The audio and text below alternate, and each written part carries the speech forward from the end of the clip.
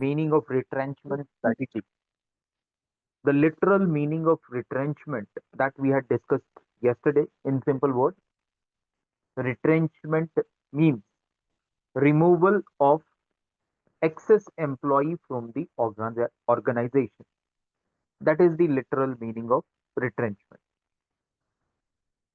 Now, first key action we had already discussed, as well as we had discussed the second key actions also that are taken under retrenchment strategy. So, downsizing operation that we had discussed, and divesting uh, action that also we had discussed.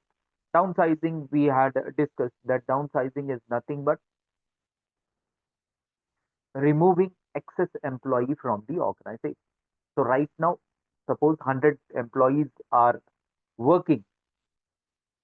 When the company removes 10 employees, 15 employees, or maybe 20 employees, we can say that company has downsized its employees or workforce.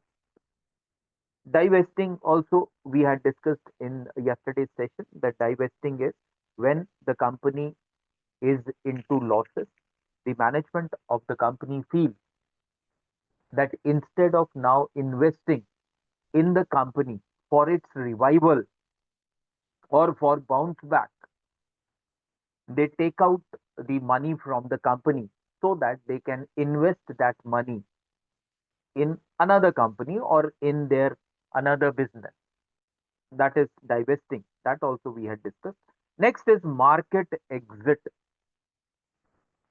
Market exit is when the company decides that they want to exit a particular market. Reasons can be many. There can be saturation. There can be change in the policy of the government. And because of the change in the policy of the government, it is not, the business is not profitable for the company. So that is market exit. 10, 12 years back, when government of Maharashtra came up with a rule regarding ban for production and sale of gutka related products. So all the companies that were operating in that particular business, they exited that market because it was not possible for them to survive or to carry on their production when the government has declared ban on production and sale of gutka related products. In such situation, what they will be doing is whatever money is there in that particular company, they will try to take out and they will try to invest in another company, and they are going to exit that market which is related to gutka. Why? Because the government has banned the sale as well as production of that particular product. Next one is outsourcing. Outsourcing, everyone is aware of. Earlier, this concept was not very popular, but as and when the competition is growing,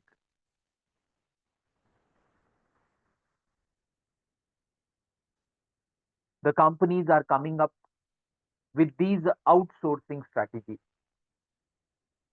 Earlier, what used to happen, that if a company is there,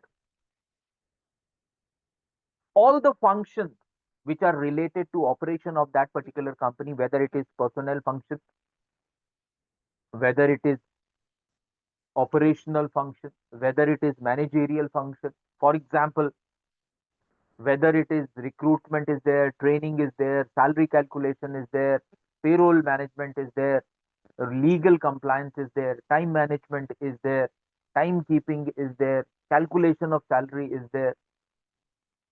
So all those functions which were related to the operation of a particular company, they were to be managed by that company only.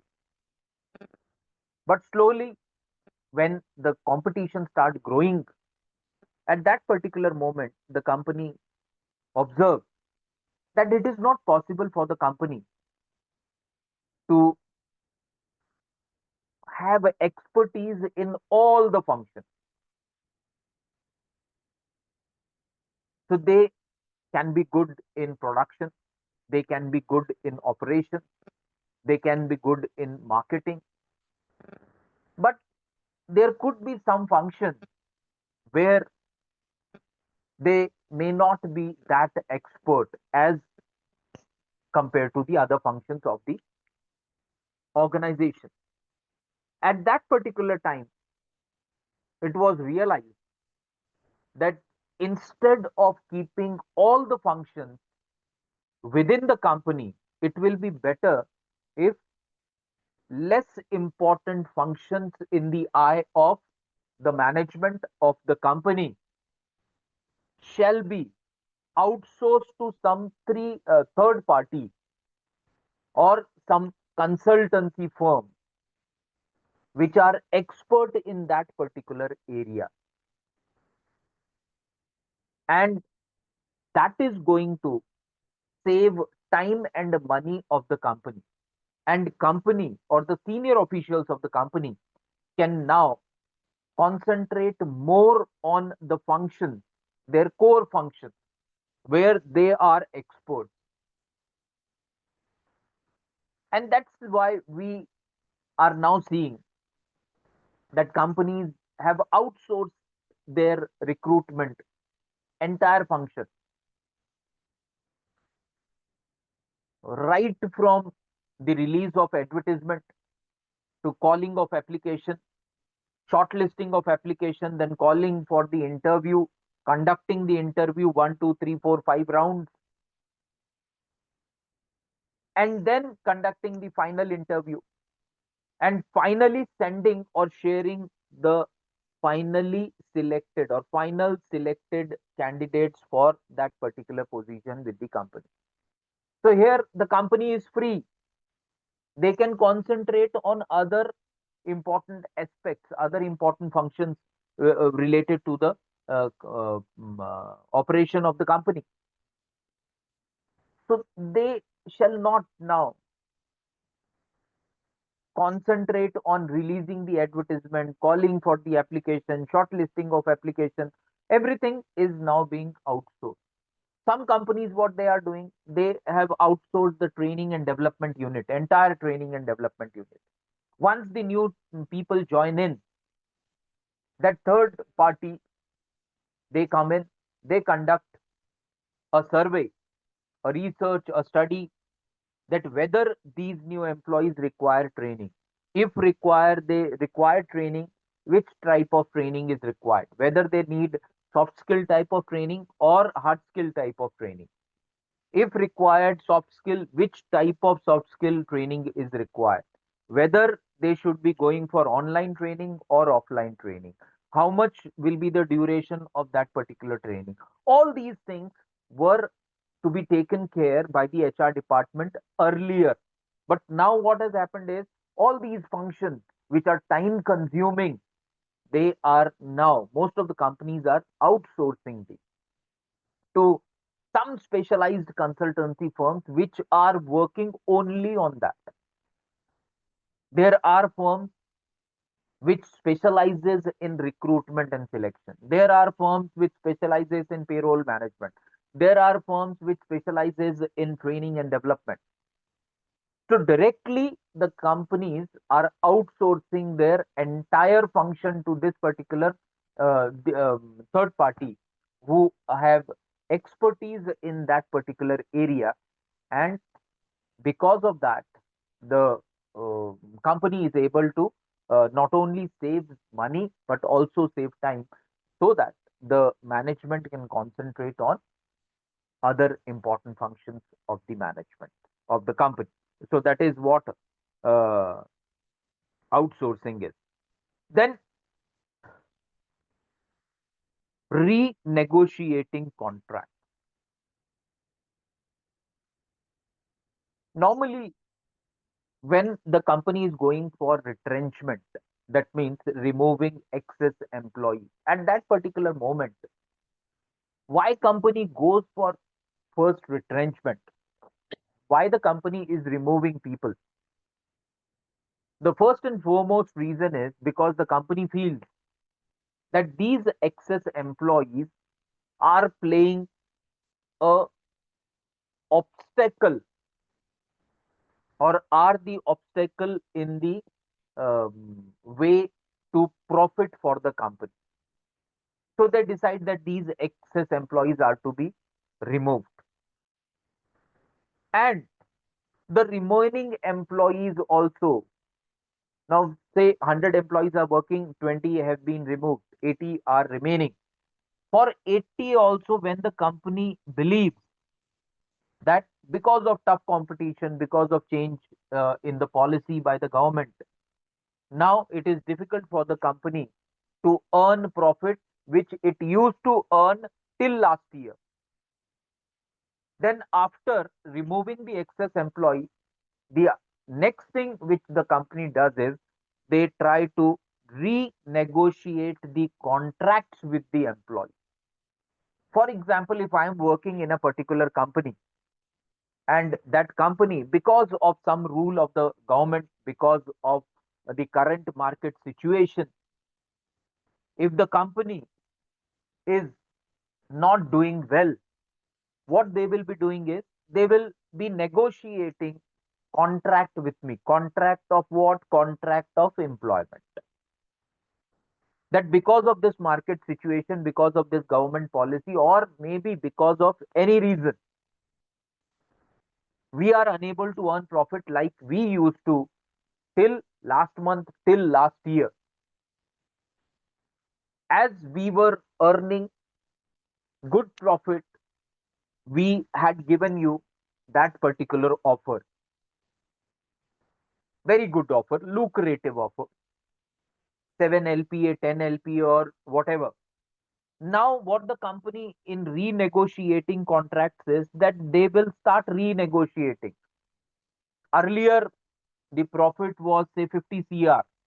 Now, we are expecting profit of 10 CR only.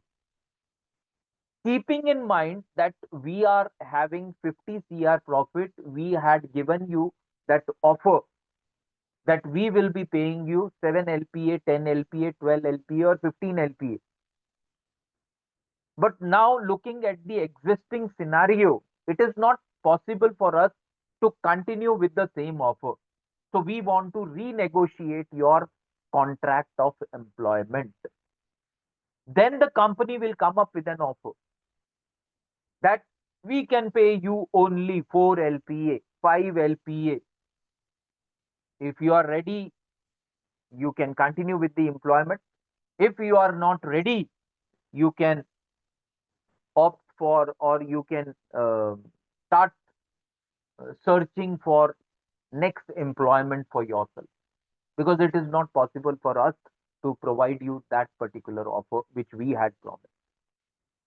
And this renegotiating contract, we have seen that this particular strategy of renegotiating contract was at its highest level in 2020 and 2021, when the entire world was facing that COVID wave. Because of COVID wave, many companies had used this particular contract. Many companies related to textile, companies related to automobile, because everything was closed except the pharmaceutical industry and the food related industry. Most of the other industries were closed. Aviation industry, automobile industry, textile industry. So these were some of the industries which suffered. And because there was no business, the sale of cars, the sale of two-wheelers came down drastically. Aviation lockdown was there. So there was total collapse of aviation sector. So a pilot who used to earn a salary of say 3 lakh per month or maybe 4 lakh per month, when the aviation was at boom, now only emergency flights, the pilot is flying the emergency flight, or very few flights. The number he used to fly is was earlier more, and now during COVID-19 it came down heavily. So what the aviation company started doing is, till the situation improves, we will be able to pay you instead of 3 LPA, 1 LPA only.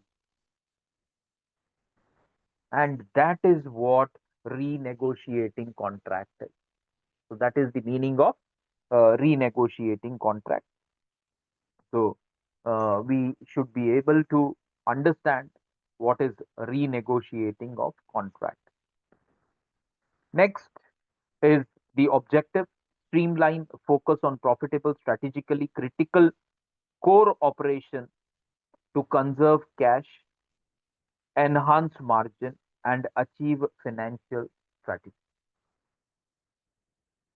Now, the objective of this retrenchment theory or retrenchment strategy is self explanatory. Why a particular company is going to use this particular strategy, and the objective is that the company wants to streamline its focus on profit, then they want to conserve their or save their cash, they want to enhance the margin related to profitability, and ultimately the company wants to achieve financial stability. So this is the or these are the important objectives behind the company coming up with or implementing this retrenchment strategy. I hope that everyone has understood this retrenchment strategy. In case you have any query, please unmute yourself and you can go ahead with your query. Otherwise, we will move on to the next one. I hope my voice is clear to all. Am I audible? Yes, sir. Yes, sir. Thank you. Yes, sir. Thank you. Thank you. Now, the next one is turnaround strategy. Now, turnaround strategy. All of you are aware of the meaning, the literal meaning of turnaround. So, turnaround, in simple words, we can say that it is bounce back. Turning a company from not profitable to profitable, and a strategy which makes a company turn from not profitable to profitable, that strategy is called as turnaround strategy. Number of companies are there where we can see that they implemented a turnaround strategy, and because of that particular strategy, the company was which was at the verge of bankruptcy or loss, suddenly started earning profit, and within a period of short time the company again bounced back and started making profit. And that type of strategy which makes a company bounce back or take a turnaround from loss to profit, that type of strategy is called as turnaround strategy. Various examples are there. The most famous example is related to Tata Motors. Indian examples everyone is aware of, that in 2000, early 2000, when Tata Motors was not doing well, they decided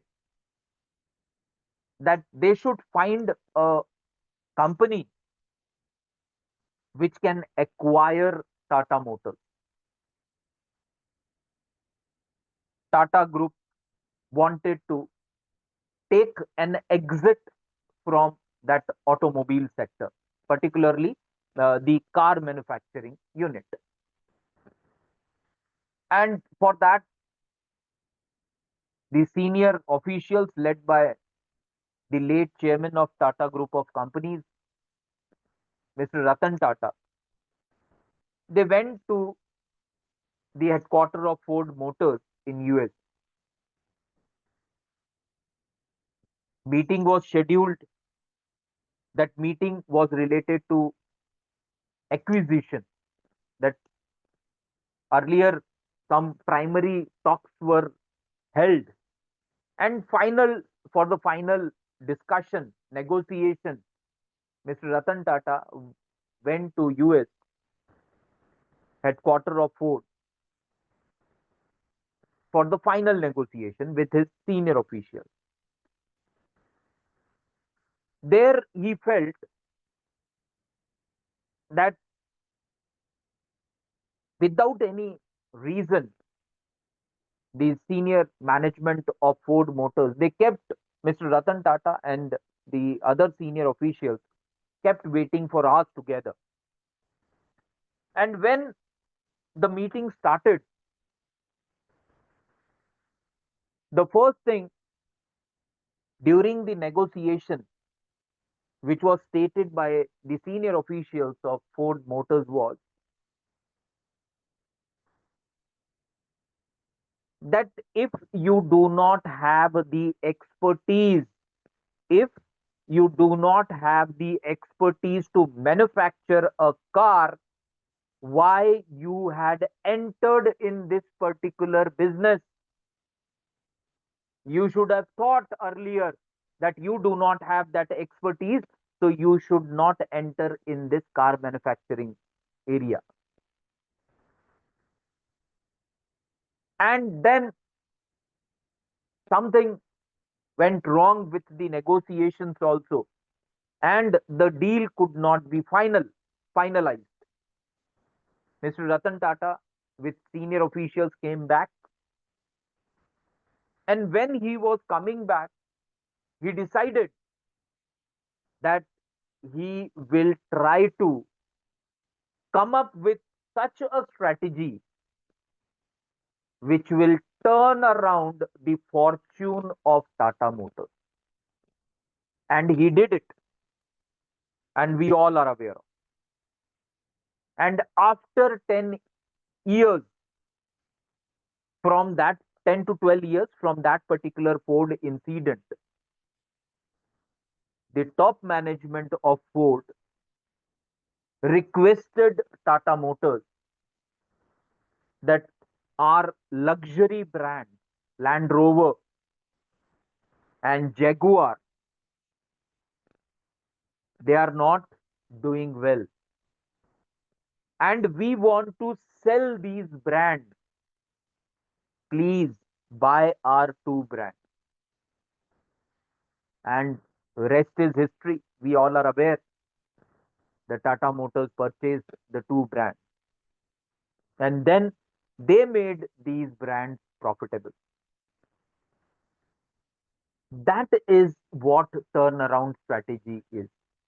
So whenever a company comes up with such a strategy which makes the less profitable company or loss making company, or which converts the loss making company to a profit making company, that strategy is called as turnaround strategy. Very simple.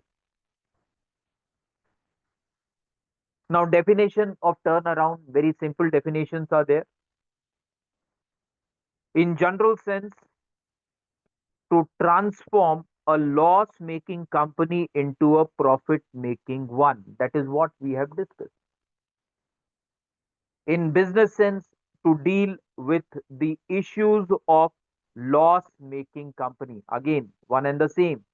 In academic sense, to solve the root cause of failure of loss making company. Root cause.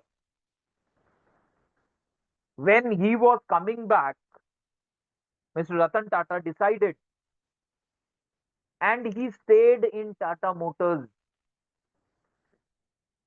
for many days and months. He concentrated that why the other foreign companies are earning profit and we are not. What is the root cause?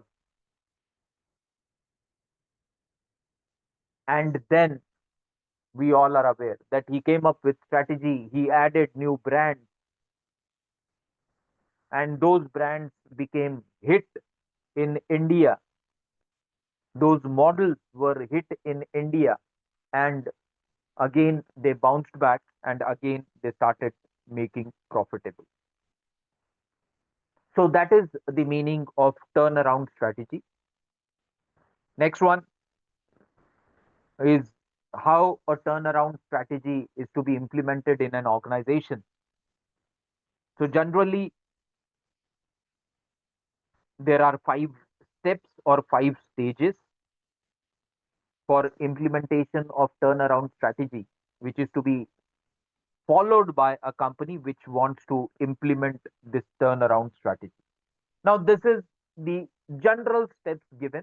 It is not that each and every company has to follow these 5 steps only. Some companies may follow it, some companies may make changes in it, some company may go beyond 5 for implementing turnaround.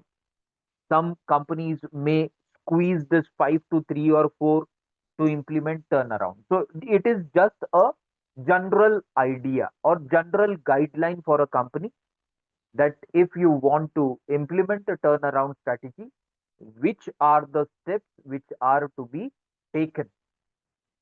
So first one is analyze the data to pinpoint the problem. The most important thing, that analyze the data to pinpoint the problem. Okay, we want to go for a turnaround strategy. Tata decided that my company, which is not making profit, which is creating loss for the Tata group, I want to study what is the most important factor which is making the company suffer loss. What is the root cause? What is the main problem? And how you can go to the main problem? By collecting the data. With the help of data, you can go to the root cause of the problem, and then you can start working on that root cause. So first one, analyze the data and pinpoint the problem. Next is using decision making model to identify next steps. Decision is that when you are opening up the entire problem, like we used to, when, for example, for science students, particularly students who have studied biology, so their dissection of frog, dissection of this mouse, they used to practical used to be there, so that the biology student comes to know about the body parts and functions and all these things. Same is the case here also, using decision making models to identify the next steps. Okay, we have come to the, we now know the problem.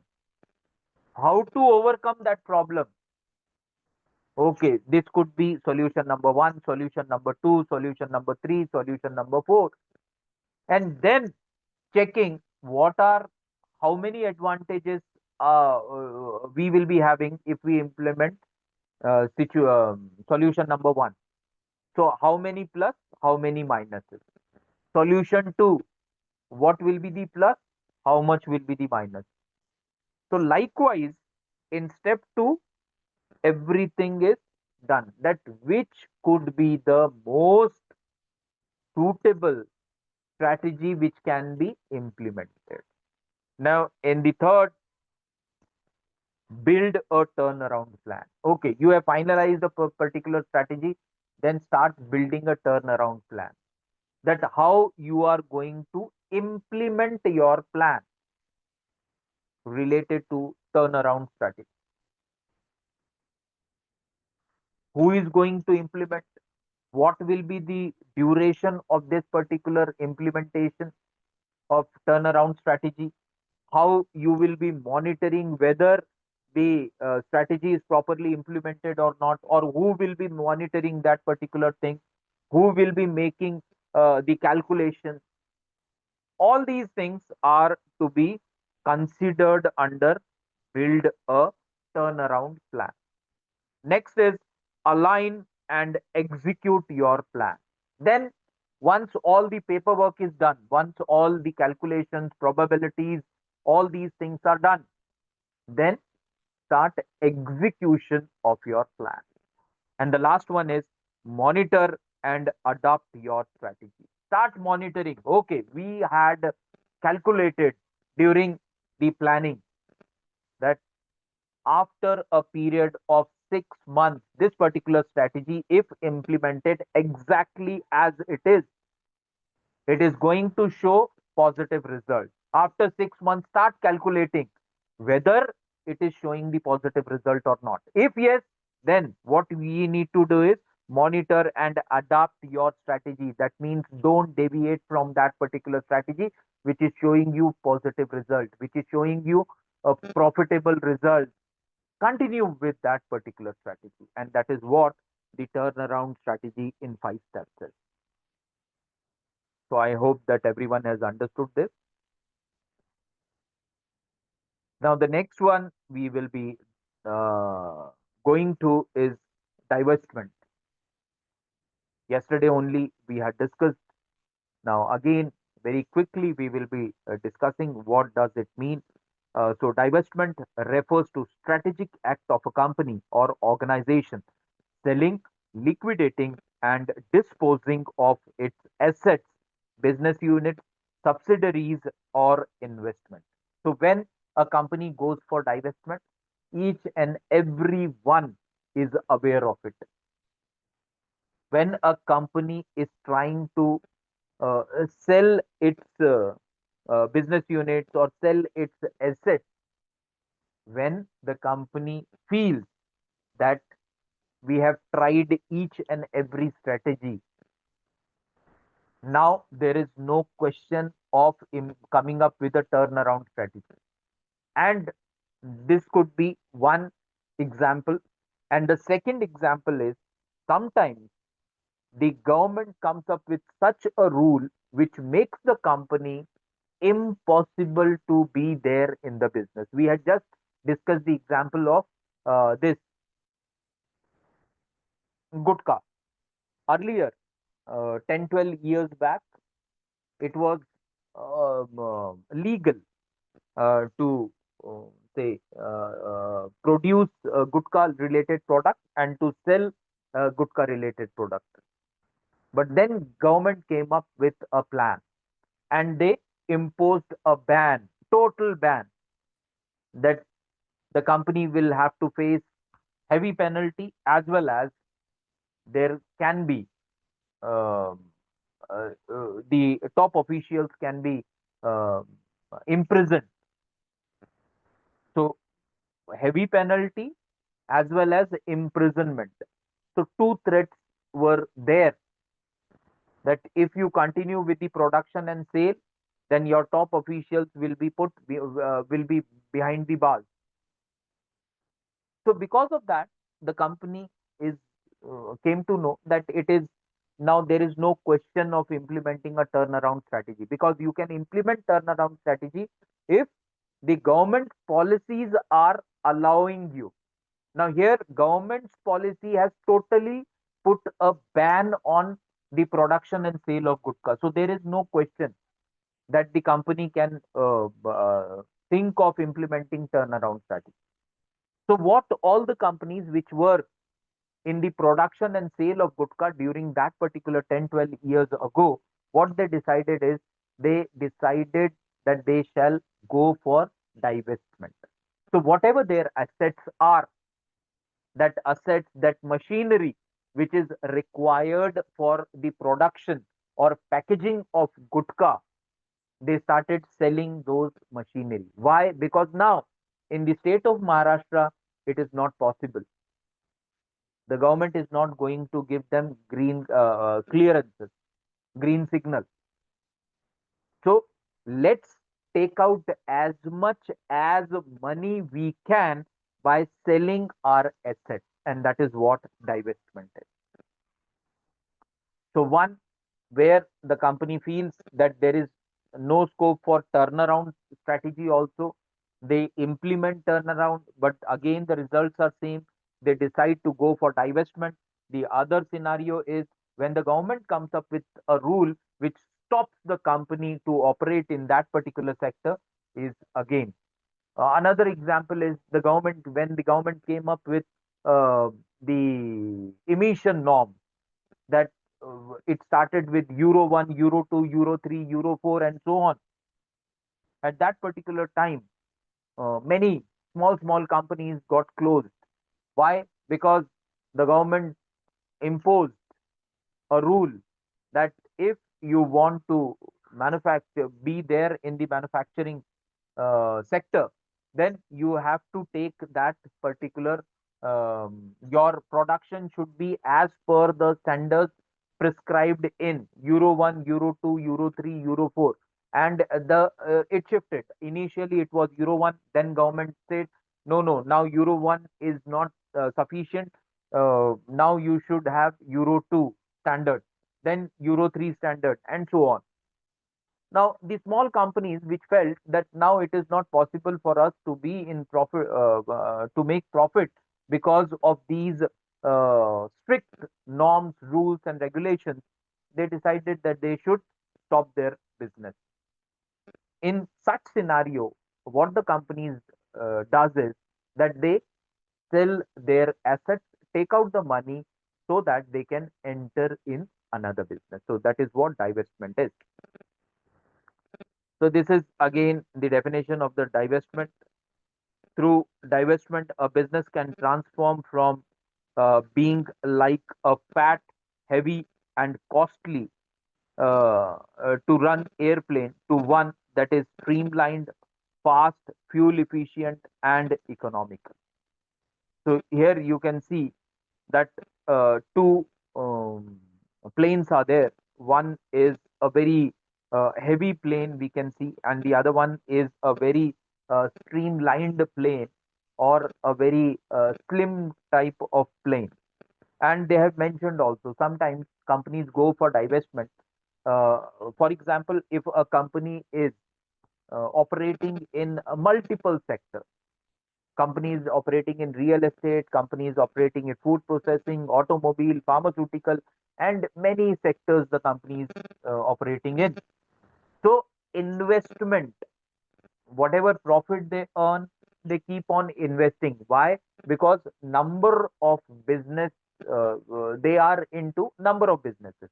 Now here the company has to understand that which are the businesses or which are the sectors which are profitable for the company, and which are the sectors where the company is making loss.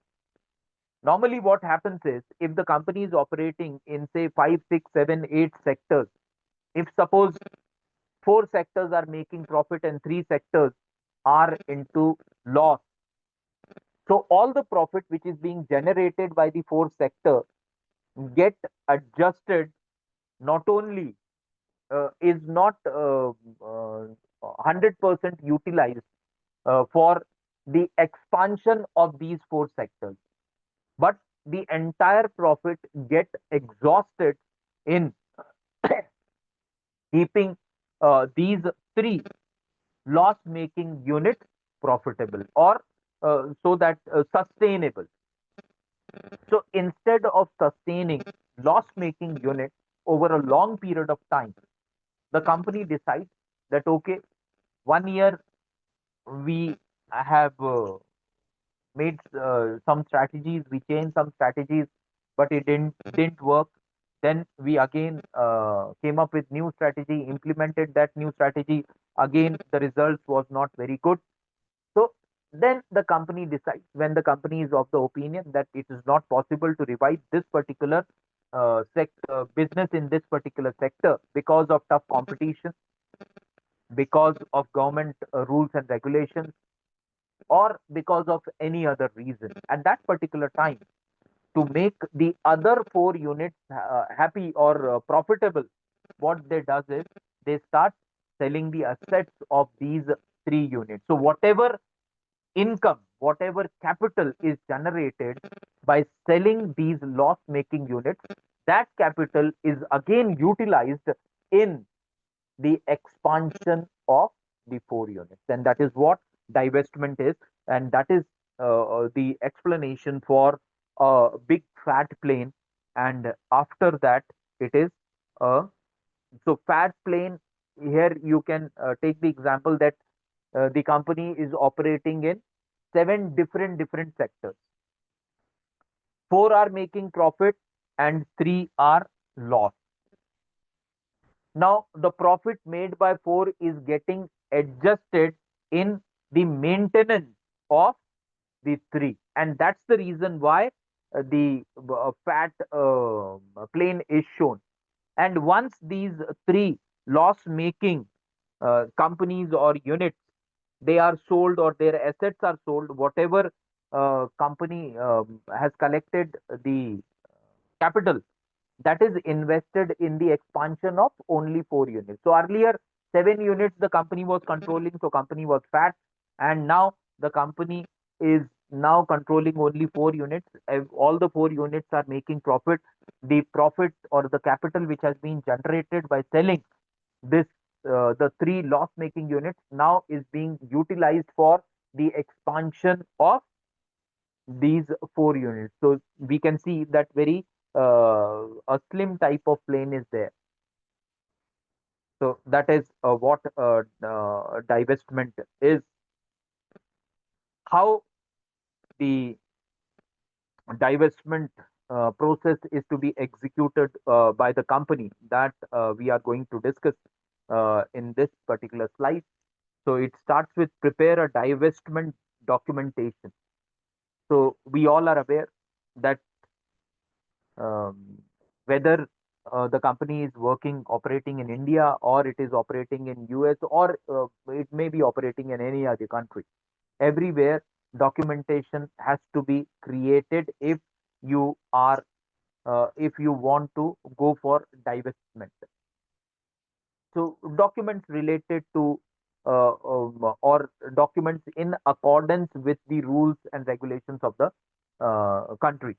Now, for example, if in India, if the company is going for a divestment plan, there are number of rules, which are rules and regulations, which says that these are the documentation procedure the company has to fulfill.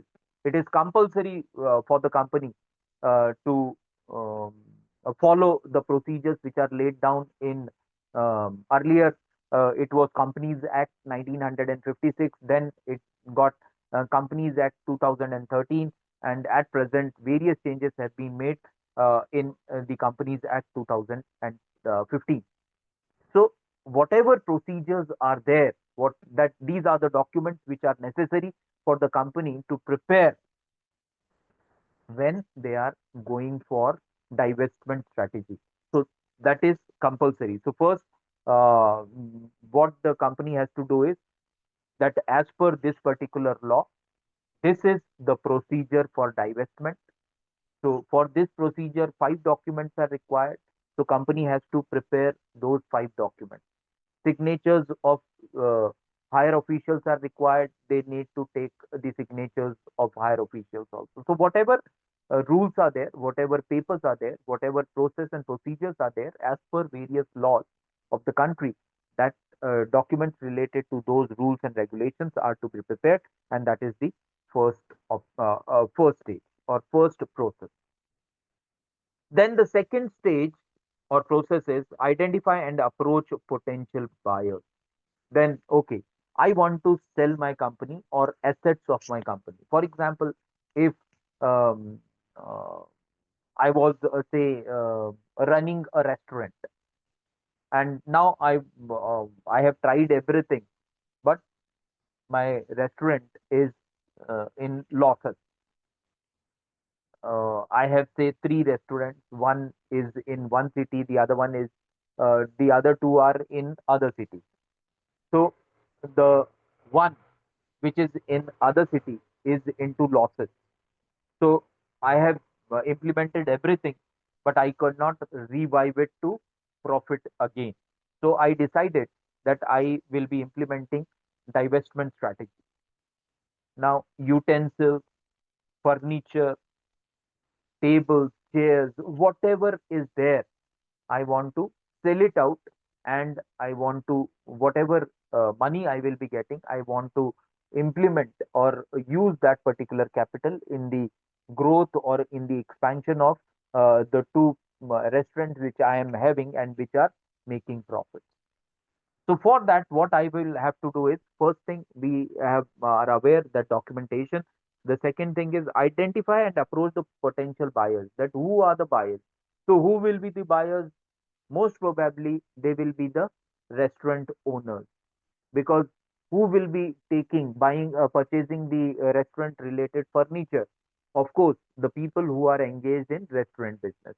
So I need to identify those people and be in touch with these people, that I am having these things, and I want to sell it out.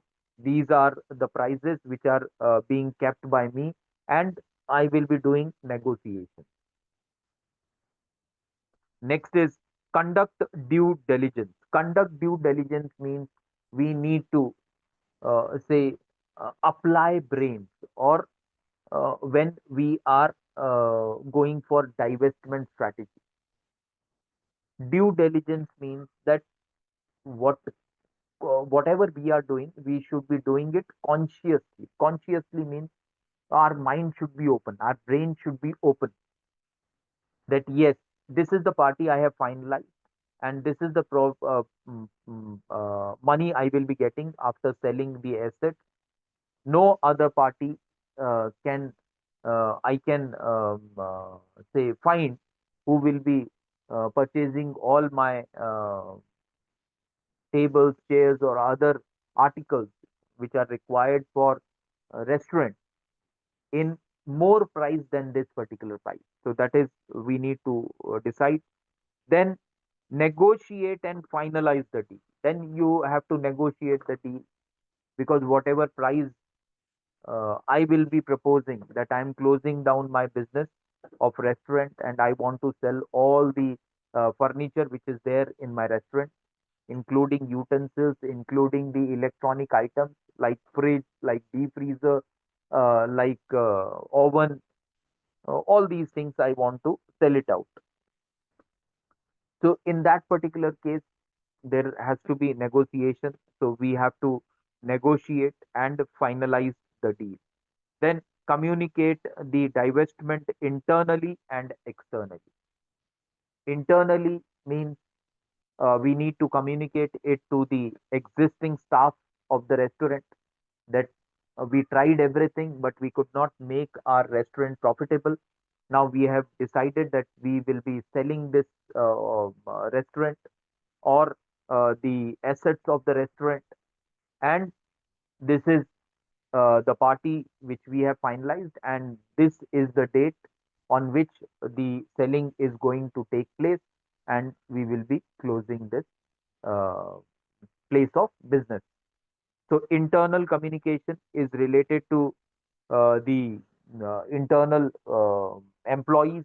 External means that external shareholders, we need to communicate to the shareholders, also to the other people who have invested in our business, as well as we need to uh, uh, communicate about this divestment uh, deal to the government officials also, or the officials which are appointed by the government to take care of all the procedures related to divestment.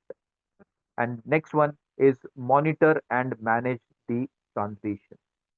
Finally, when the uh, party has been shortlisted, when the internal customers as well as the shareholders have been say communicated about the deal, or the government officials have been communicated about the deal, then whatever the deal is, that deal is to be executed. So that is what executing the divestment process is. Next one is liquidation. Then liquidation is the next step of divestment. Here, the process of bringing a business to an end and distributing its assets to the claimant. Claimant means that my business is suffering loss. I do not have money to pay the promoters or pay the people who have invested in my business. Now, how I can clear their dues? By closing down my business and by selling my business. Whatever I will be getting, I have to then clear the dues of the people.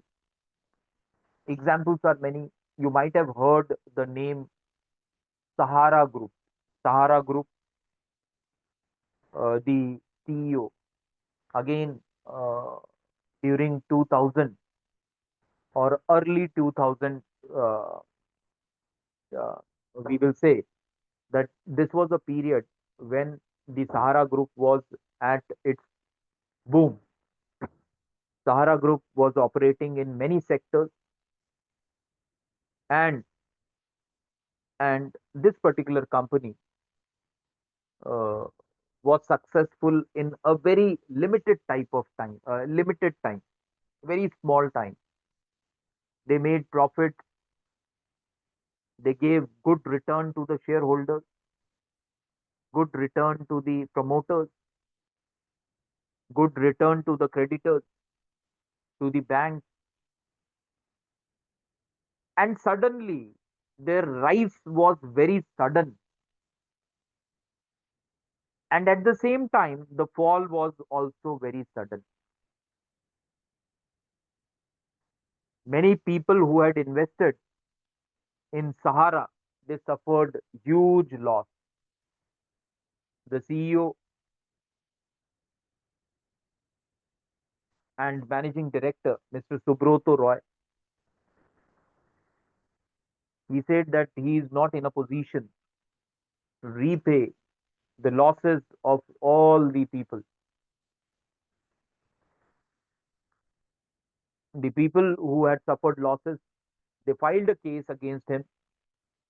He was put behind bar, and the court instructed that he should sell off the companies or properties, and whatever he will be getting from that particular deal, first thing he has to do is that those people who had filed the case and who had suffered the losses, their losses should be compensated.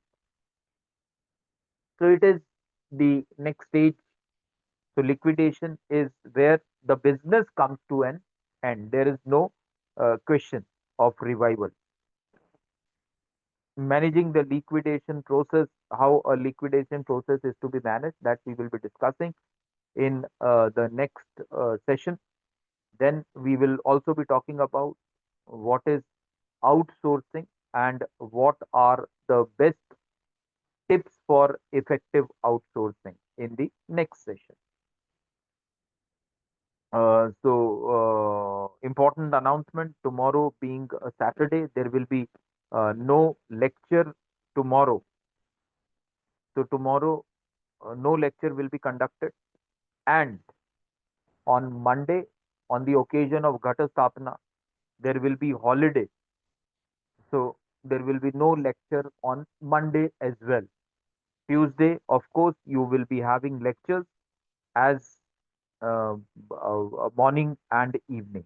So one lecture will be conducted in morning, one lecture will be conducted in evening from Tuesday onwards. So Saturday, no lecture will be there. Sunday, of course, it's a holiday. Monday, again, there will be a holiday on the occasion of Ghata Sthapana. So there will be no lectures conducted on Monday as well. From Tuesday, yes, you will be having two lectures, one in morning and the other one in evening. So thank you everyone for being present in today's session. We will again meet on Tuesday at 6 p.m. Thank you.